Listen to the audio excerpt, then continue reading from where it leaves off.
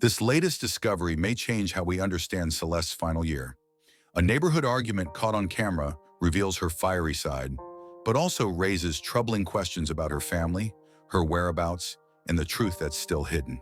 Welcome to Whispers of the Taken, where every mystery is a voice lost in the shadows. This video is based on public information and falls under fair use. Like, subscribe, and comment. Even the quietest voice can echo the loudest truth. I've got a pretty big update for you all. Some brand new footage has just come out, literally within the last couple of hours. You may have already come across it, but if not, this might be the first time you're hearing about it. Reports say it's a 2-minute clip of Celeste, the missing teen later discovered in David's trunk, getting into a heated argument with her neighbors. TMZ has been circulating the video, and people online are saying it reveals a completely different side of her.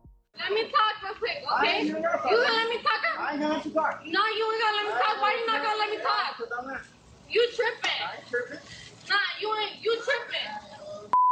Salvador, you tripping. Oh my God. Nah, cause you tripping. Move the out of here. I ain't gonna do shit. I ain't gonna do shit. You better get over there. Get your over there, little girl. TMZ has been following this story closely, and love them or hate them, their coverage is keeping details in the public eye. Sure, some argue that this kind of reporting crosses ethical lines, but historically, in high-profile cases, think OJ or even Diddy's recent legal mess, the media plays a key role in making sure things don't just disappear under the radar. So what do we see? In the video, Celeste is caught in a loud shouting match with neighbors. She's not backing down. She's standing her ground against several adults, pushing back hard. Some viewers claim she used racial language. Personally, I couldn't make it out clearly, but there's no question that race was part of the exchange.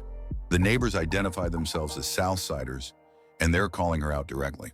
Comments online are already suggesting this group might somehow be tied to what eventually happened to her, though that's just speculation, nothing confirmed. What we can say is that Celeste appears bold, confrontational, and unafraid to go head-to-head with people much older than her.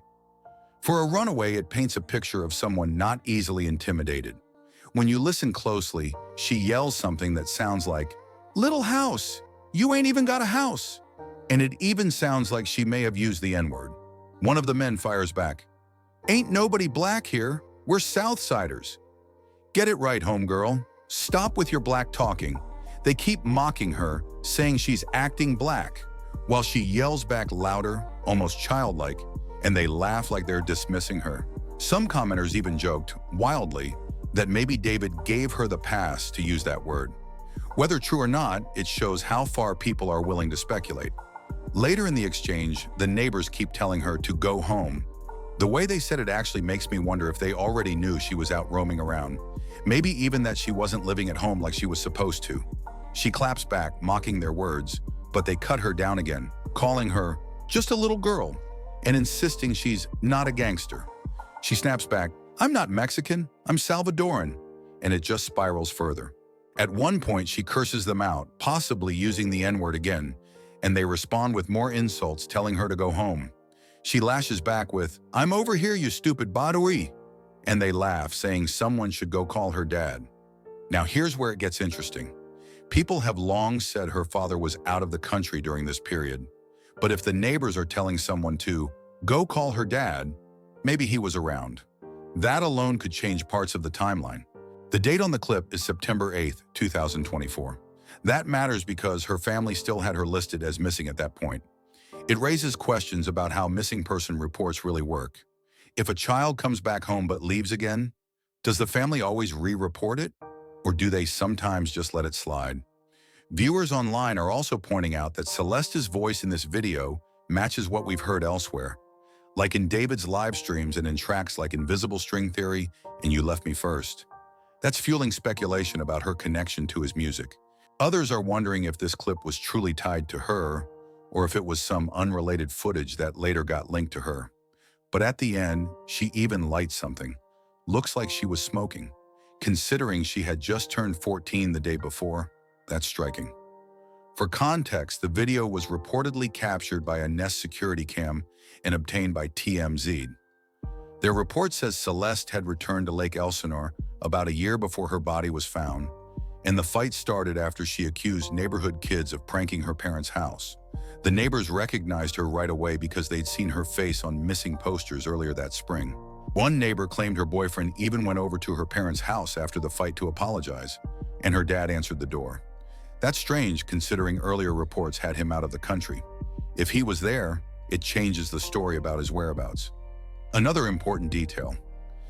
September 8th, the day this was filmed, wasn't just her birthday. It was also exactly 1 year before her body was found in David's Tesla. That eerie connection makes the footage even more haunting. So we're left with conflicting reports. Her family filed multiple missing persons reports, her father's location isn't clear, and this video places her back in Lake Elsinore at a time when some people thought she was gone for good. Some critics say TMZ never should have put this out, arguing it shows her in a bad light, immature, rebellious, even racist.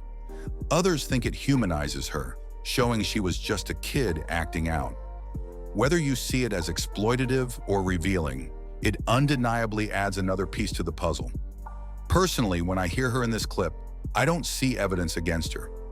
I hear a frustrated, overwhelmed teenager trying to act tough while clearly struggling with her emotions. That's not unusual for a 13 or 14-year-old. It's heartbreaking because what she really needed was guidance, structure, and support, not for her outbursts to be turned into headlines. Unfortunately, every leaked clip adds to the narrative, and some people are twisting it to blame her for her own death, which is disgusting. But what it truly shows is a kid caught in a storm of adult problems way beyond her control.